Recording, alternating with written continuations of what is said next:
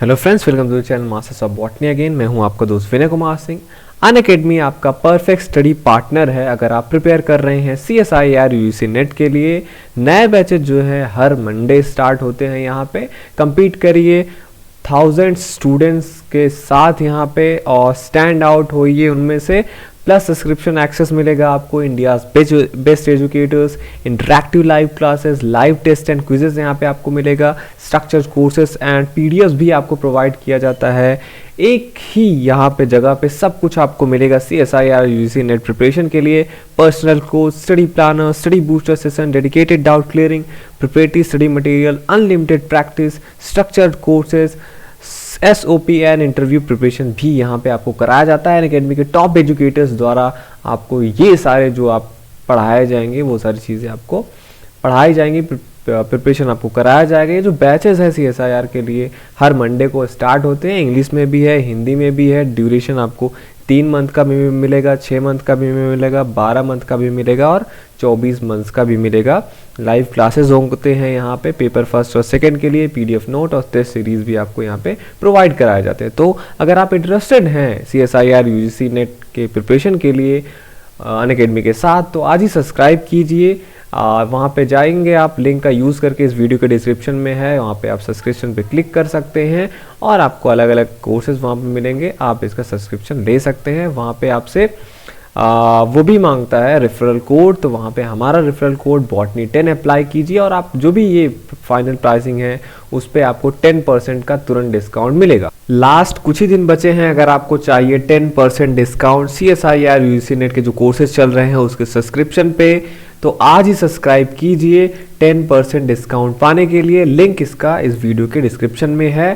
Second चीज़ है कि अगर आप क्रैक करना चाहते हैं गेट 2021, तो यहाँ पे अनअकैडमी के टॉप एजुकेटर्स और जो टॉपर्स हैं वो आ रहे हैं 12 फरवरी को। इस दिन खुशबू अग्रवाल, सरन्या V, नेहा तनेजा, रवि मित्तल। इस कोर्स को अगर आप देखना चाहते हैं अनअकैडमी फ्री प्लेटफॉर्म पे, तो इसका भी जो लिंक है इस वीडियो के डिस्क्रिप्शन में है, वहाँ पे जाके आप देख सकते हैं। अब हम आते हैं अपने लेक्चर पे। Hello guys, welcome to channel masters of botany again. मैं हूं आपका दोस्त विनय कुमार सिंह। इकोलॉजी का लेक्चर चल रहा था, 3 पार्ट्स हम आपको बता चुके हैं, जहां पे मैंने 36 क्वेश्चन के आंसर्स और एक्सप्लेनेशन दे चुके हैं, जो 2008 से लेकर 2020 तक के क्वेश्चन पूछे गए थे। अब आते हैं हम क्वेश्चन नंबर 37 पे। इकोलॉजी से एक क्वेश्चन है आपका, lowest permanent wilting coefficient is an attribute of. जो लोवेस्ट परमानेंट विल्टिंग का कोएफिशिएंट है वो किसका एट्रीब्यूट है, किस टाइप के सॉइल का? Loam soil, clay soil, sand soil, loam and clay soil, दोनों का। करेक्ट आंसर क्या है इसका? Loam soil. तो हमेशा से आप याद रखिए, आपको पता है little by little the water stored in the soil is taken up by the plant roots or evaporated from the topsoil into the atmosphere. If no additional water is supplied to the soil, it gradually dries out. The drier the soil becomes, the more tightly the remaining water is retained and the more difficult it is for the plant roots to extract it. At a certain stage, the uptake of water is not sufficient to meet the plant's needs. The plant loses freshness and wilts. The leaves changes color from green to yellow. Finally the plant dries. The soil water content, ध्यान दीजिएगा, the soil water content at the stage where the plant dies is called permanent wilting point. The soil still contains some water but is too difficult for the roots to suck it from the soil. तो ये permanent wilting point हो गया। अब ये जो coefficient है, lowest permanent coefficient, ये किसका होता है? लोम सॉइल का होता है। ये आप याद रखिएगा। क्वेश्चन नंबर 38 पे आते हैं। Which is the correct particle size range for silt? आपने पढ़ा है सॉइल के पार्टिकल अलग अलग होते हैं, या सॉइल टाइप जो होता है सॉइल के पार्टिकल के बेसिस पे होता है, जैसे clay soil, silt, fine sand, coarse sand, gravel और ग्रेट कोर्स ग्रेवल। इनका जो नाम रखा गया है ये इनके जो साइज है, इनके पार्टिकल साइज है उसके बेसिस पे रखा गया है। तो यहाँ पे पूछा है सिल्ट का पार्टिकल साइज कितना होता है।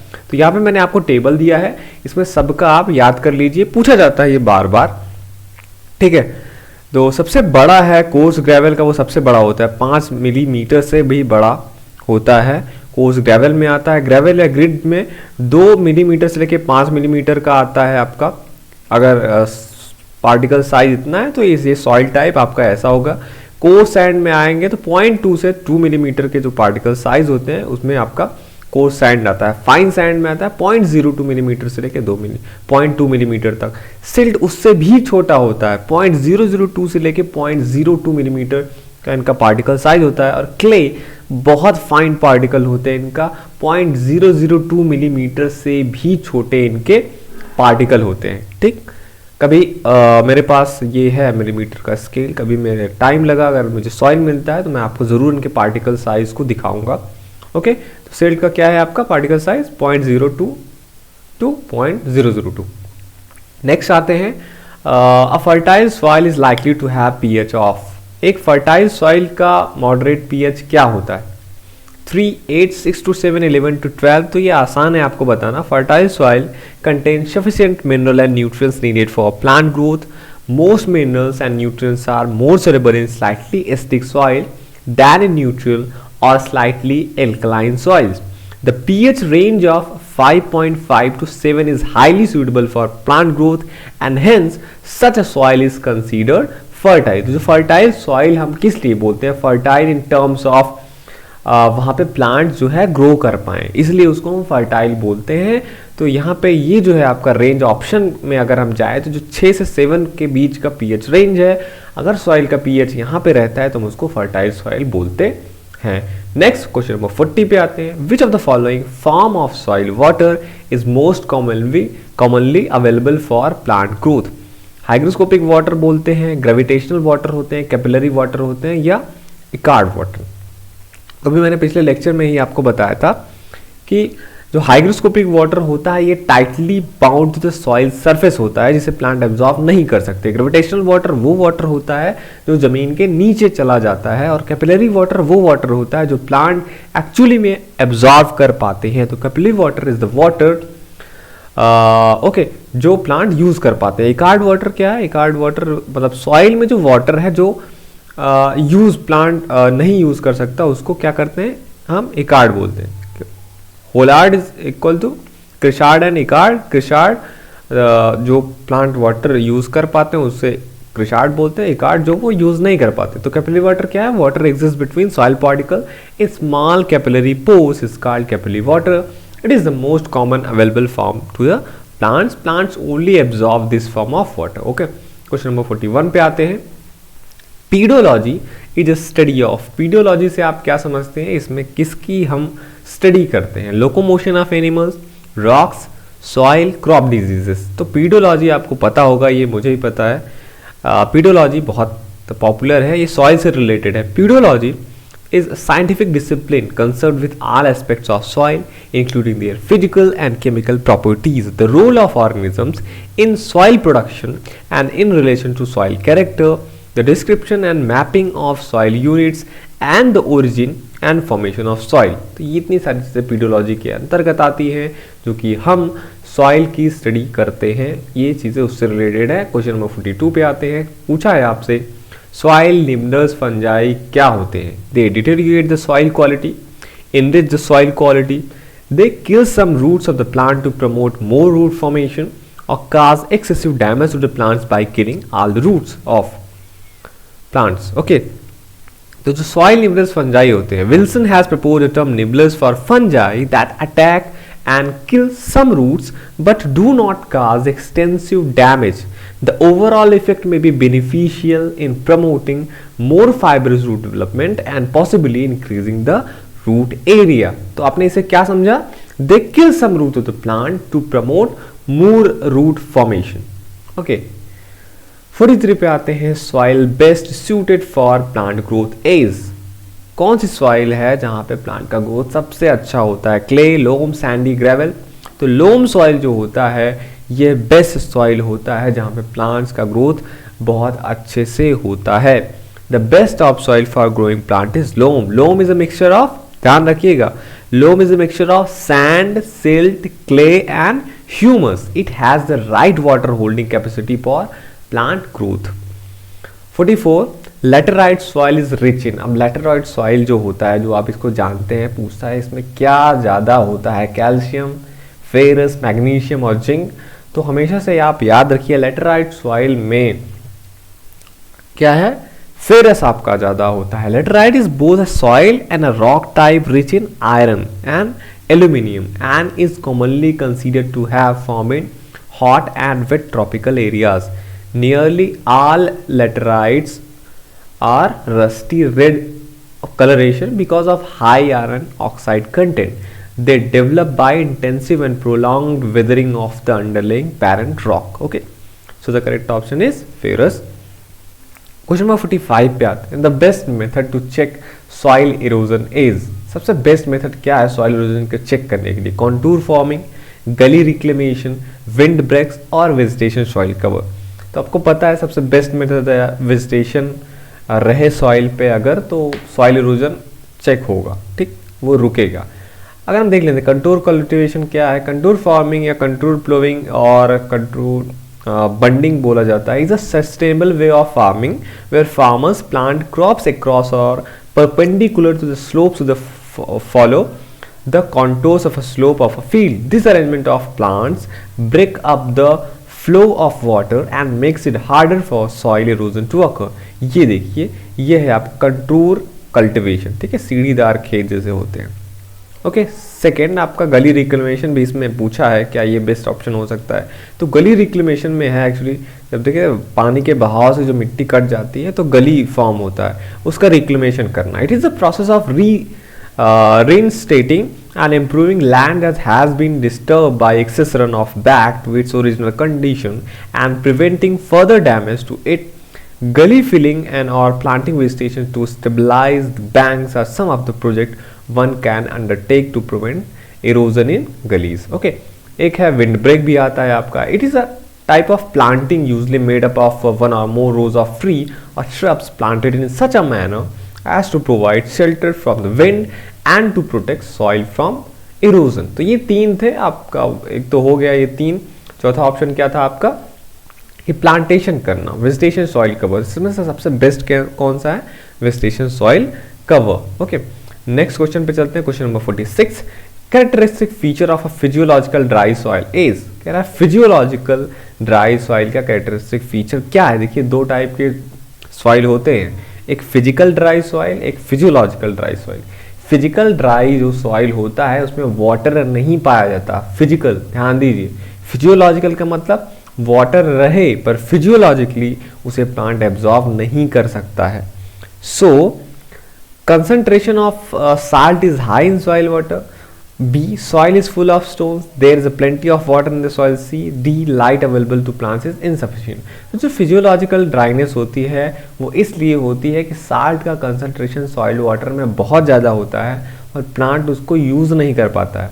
तो physiological dry soil means that water is present with in the soil but is not accessible to the plants either because of higher salt concentration or lack of water in a liquid state or poor aeration.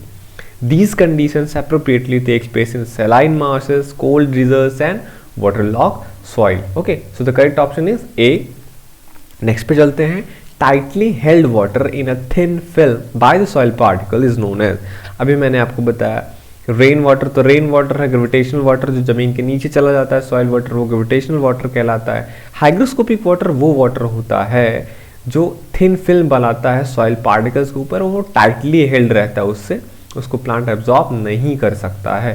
Capillary water तो आपको मैंने अभी बताया था कि plant उसे use कर सकते हैं. क्वेश्चन नंबर 48 पे आते हैं. The amount of water retain by the soil after the drainage of gravitational water is called as. ध्यान दीजिएगा, विल्टिंग कोएफिशिएंट अलग है, सॉइल मॉइस्चर कंटेंट अलग है, फील्ड कैपेसिटी या इसका करेक्ट ऑप्शन है. जो भी सॉइल कहीं भी किसी मिट्टी पे पानी जमा है तो ड्रेन ग्रेविटेशनल वाटर जो जमीन के नीचे वाला पानी जाने वाला होता है वो जब चला जाता है उसके बाद जो अमाउंट बचता है जो जमीन के नीचे अब नहीं जाएगा वो कहलाता है फील्ड कैपेसिटी. ठीक, field capacity when soil holds all the water except gravitational water, it is known as field capacity. It is the upper limit of water availability. Field capacity is actually Hollard minus gravitational water, or field capacity is equal to capillary water plus hygroscopic water plus chemically combined water. Question number 49 पे आते हैं. Vulture which are getting extinct in India are known as an important. कह रहा है जो vulture होते हैं वो extinct हो रहे हैं इंडिया से, वो किस लिए इंपॉर्टेंट है? क्योंकि प्राइमरी प्रोड्यूसर है, स्कैवेंजर है, डिकम्पोजर है और पॉलिनेटर है। तो आपको पता होना चाहिए कि जो वल्चर्स हैं वो स्कैवेंजर होते हैं, meaning they eat dead animals, they rarely attack healthy animals but may kill the bounded और सिक। तो स्कैवेंजर्स हमारे इकोसिस्टम के लिए ज़रूरी हैं जो डेड एनिमल्स को खा लें। तो वल्चर उनमें से एक है और ये एक्सटिंक्ट हो रहा है। क्वेश्चन नंबर 50 पे आते हैं। In a tree ecosystem pyramid of number is, tree ecosystem में पिरामिड ऑफ नंबर कैसा होता है? Upright, intermediate type, inverted, upright and inverted. तो जो ट्री इकोसिस्टम है वहां पे क्या होता है? नंबर, पिरामिड ऑफ नंबर पूछा जा रहा है कि क्या होगा? इन्वर्टेड होगा। ट्री एक ही होगा लेकिन आप उससे ज्यादा कहानी देखेंगे। In a tree ecosystem pyramid of number is inverted, this is called parasitic ecosystem because birds वो हर्बीवोर्स है, ट्री के ऊपर रहेंगे, ट्री का नंबर एक, उस पर कई सारे बर्ड्स रहेंगे उससे ज्यादा, अब उन पे बहुत सारा पैरासाइट्स रहेंगे जैसे बग्स, लाइस, जो बर्ड्स पे डिपेंड रहेंगे उनका नंबर और ज्यादा होगा। Therefore, with increase in the number of trophic level, the number of organism increases sequentially. Then the pyramid of numbers will be inverted in the tree ecosystem. Okay.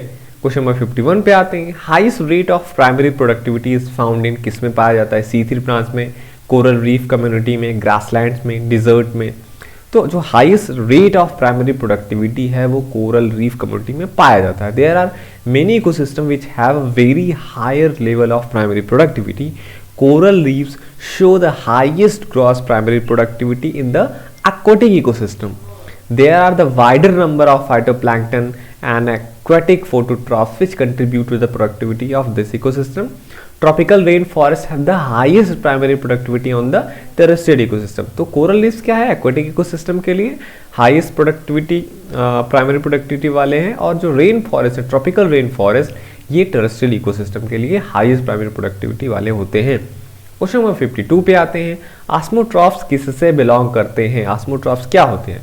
Primary consumer, secondary consumer, top consumers और decomposers. तो जो ऑस्मोट्रॉफ्स होते हैं वो आते हैं decomposers में, जिनको सैप्रोट्रॉफ्स भी बोला जाता है। Osmotrophs are those organism that obtain their food from the dead organism, they feed on the decaying organism and convert the food into liquid form by releasing the digestive juice on dead and decaying plants. Osmotrophs belong to the decomposers. 53 पे आते हैं। The term ecosystem was coined by, ecosystem term है, पहले भी आ चुका है, दोबारा पूछा गया है ये कि किसने coin किया था। मैंने आपसे बताया था कि an ecosystem is defined as a community of living organism interacting with biotic and abiotic or physical environment. The term was coined by Arthur Tansley. Question number 54. Which of the following is the first order consumer? Okay, dingo, गौर, हाइना, डोल। First order consumer का मतलब है जो herbivores को खाए। First order consumers are animals that eat plant, they are the first step in the food chain. Second order consumer, the organism that eat और derive nutrient from the first order consumer are called second order consumer. Grass as the producer is eaten by a zebra. Zebra will be a first order consumer who is eaten by a lion. Then lion will be second order consumer. Like that, इस option से आपको क्या बताना है? First order consumer कौन सा है? तो थोड़ा सा ये साइंटिफिक वो हो गया, आपको ध्यान देना। गौर जो है, बॉस गौरस, ये है, ये वेजिटेशन खाता है, ठीक है, हरे भरे चारे खाएगा। तो ये क्या हुआ? फर्स्ट ऑर्डर कंज्यूमर, तो ये गौर है। आप ये वीडियो देख रहे थे आपके चैनल मास्टर्स ऑफ बॉटनी पे। अगर आपको वीडियोस पसंद आ रहे हैं तो ये चैनल जरूर सब्सक्राइब करिए। सब्सक्राइब करने से जब भी मास्टर्स ऑफ बॉटनी कोई भी वीडियो डालता है आपके पास, आपके मोबाइल पे उसका नोटिफिकेशन मिलता है तुरंत कि इस चैनल से एक वीडियो अपलोड हुआ है, जिससे आपका कोई भी इंपॉर्टेंट वीडियो मिस नहीं होता है। ओके, तो सब्सक्राइब कीजिए ज़रूर, शेयर कीजिए अपने दोस्तों के साथ अगर आपको चैनल अच्छा लगे।